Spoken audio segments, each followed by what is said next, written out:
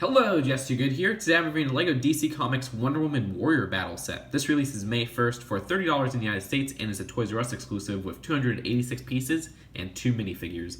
Now let's take a look at those minifigures. So here's Wonder Woman. There's a nice exclusive shield print, and the torso design is actually lighter than the previous Wonder Woman. The same goes for the legs, which is awesome. I like the bracelet printing on the side arms. There's also some side leg printing, which looks beautiful. Some more side arm printing on the other side. And if you take off her hair piece, which is a fantastic hair piece, you can see her back torso printing and even an alternate kind of angry face. Also included is a hood and a cape, which you could disguise Wonder Woman with, which I know I've seen in the trailer, so that's kind of cool to just include those extra pieces for more customization. And here is Steve Trevor. Now this design uses the face of Captain America and Hawkeye from Civil War, but a new torso print. And also that Superman hairpiece in a dark brown color, which looks great. You got some back torso printing as well, which is pretty interesting. And also a face right there. And they give you a helmet to put on him. And here's how he looks with the aviator helmet, which has these little goggles that you could just kind of push down. So here's the build. First, let's take a look at that brick-built Ares. So here is an Ares brick-built figure, and he works a lot like the Giant Man from last year in the airport battle, where you can move his arms all around, but he's also made to look like a Lego minifigure, as well as his legs, which can be moved up and down. You also play around with the sword right here, which is a pretty huge kind of blade, and that can be moved up and down, as well as the shield right here. And there's 2 points of articulation for each hand. There's a shoulder right there, which is using a mini ball joint, and the actual hand itself, which is on a Technic pin, so you can move it up and down, and that goes with both arms. And the face itself actually has some articulation, so let's take a closer look at that. Now what you have to keep in mind is a lot of these are stickers, but the face print is not a sticker. Either way, that helmet is filled with some stickers. You got 2 stickers right there and 1 right here. But what I was saying was that these little parts right here you can move around as you'd like, as well as these kind of jaw parts right here for the helmet. You can move in position as you'd like, but I think the normal position looks the best. Sometimes those do get in the way of the shoulder pads moving around, so you're going to have to adjust that as you play around with this figure. Then moving on to the torso, you can see that these are 2 separate stickers on 2x4 tiles.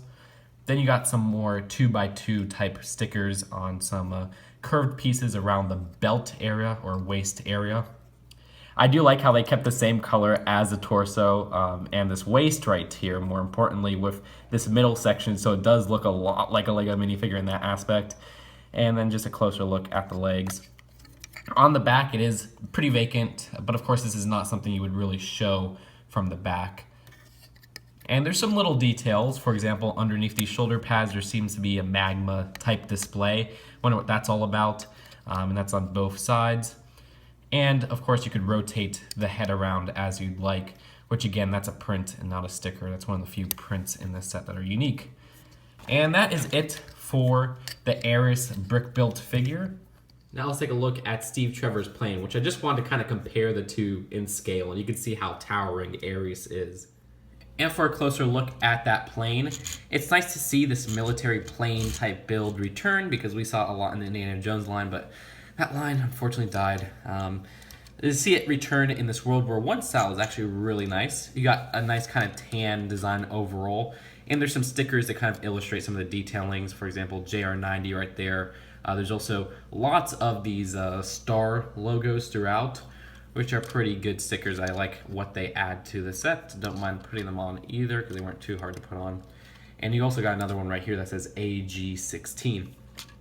Now the design, it's pretty basic. You actually use bike wheels on the bottom, which I thought was a really nice part usage there.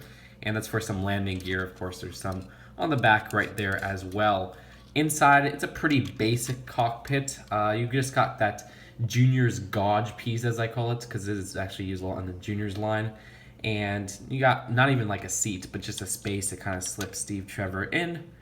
And also you got these 2 stud shooters on the front right there, which of course, if you push down on those, it shoots out like that. The actual propeller inside uses a sticker piece, which is quite interesting.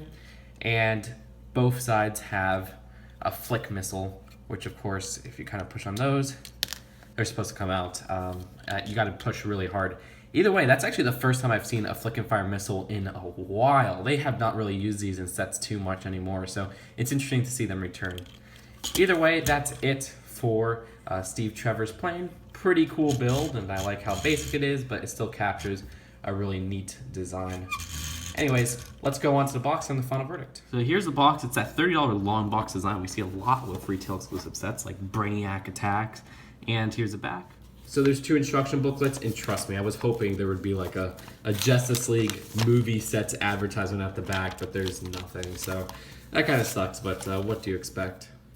So overall, the Wonder Woman Warrior Battle set is a very fun build. You got a vehicle that we don't see too much, you know, warplanes in general. Then you got a great brick-built minifigure, which that's the second time we've seen that, and it was a hugely popular thing in the airport battle set. And now you have a way to get a cheaper version of a big brick-built figure. The same goes for Wonder Woman. It's a cheaper version to get her because the initial way was an expensive $50 set that I thought was pretty lame. This actually gives you a unique, brighter version, which I think looks better than the darker version. And also, it's cheaper than that because it's only $30. So I would say go to your Toys R Us and try finding this. I'd give this set an A. The only problems that would really come are if you start nitpicking. For example, I think the fighter plane itself, while it is a very basic build yet, maybe it's a little bit too basic and too thin. The actual Ares build, again, has problems when you look at it from the back, but you're really going to be playing with this from the front and displaying it from the front. So those are not huge problems at all. And that's it for now. Hope you guys enjoyed this video, and I will see you guys later. Peace out. Bye.